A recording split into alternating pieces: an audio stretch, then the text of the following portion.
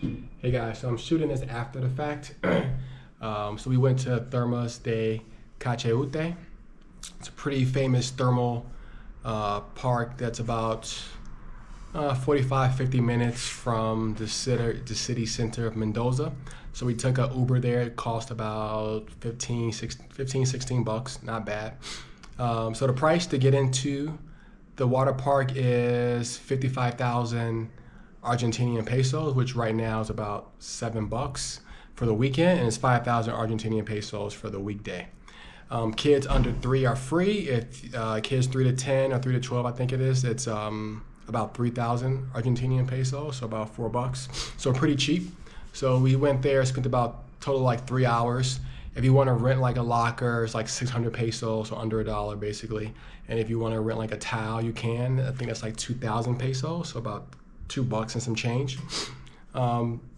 They have quite a few pools and stuff that varies in degrees of temperature. Some is pretty chill and some is warm, some is really hot. So like younger kids can't really get inside of it.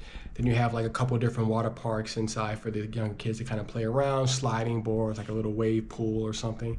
And there's also like a lot of area and space where if you want to bring your own food and grill, you can like barbecue. They have like grills kind of set up. You just bring like your own food and wood and stuff like that.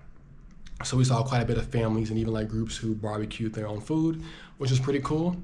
I know they do sell food there, but it's like everybody either brought their own lunch or they probably went out someplace afterwards, because there's like a ton of restaurants that's selling lunch there, that's trying to get you as soon as you walk out the park. So plenty of options as well. And it seemed like from what I saw from the menus outside, it was pretty cheap. We decided to come back and just go to a restaurant nearby, just because our house, just because it's easier, because it's very hard to get an Uber going back. We have to wait 30 minutes for an Uber to come pick us up and take us back to Mendoza.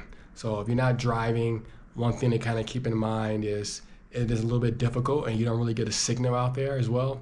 It's really hard to get an Uber to come back. So keep that in mind when you're heading out there if you don't have a car or if you didn't opt for like the bus transportation or whatever they have available. But yeah, the park is pretty busy. It's a Saturday morning. We got there about 10:15. It was already packed, a lot of families, but we still got a chance to really enjoy it. And it's very cheap. I think it's worth the trip to go out there and enjoy the park. And we got lucky where earlier in the day it wasn't too hot and sunny like it normally is. It's kind of cloudy and kind of chill, so it was good to kind of enjoy the water and the temperatures without getting sunburned or anything like that. By the time we left, which was around 1 or 1:30 or so, the sun kind of started coming out, and it's like a whole different story. So we picked the right day, right time. Everything worked out perfectly. So yeah, I definitely highly recommend it. But yeah, check out the videos that I've taken while we were in the park, and yeah, I hope you guys enjoy it. See you guys in the next one.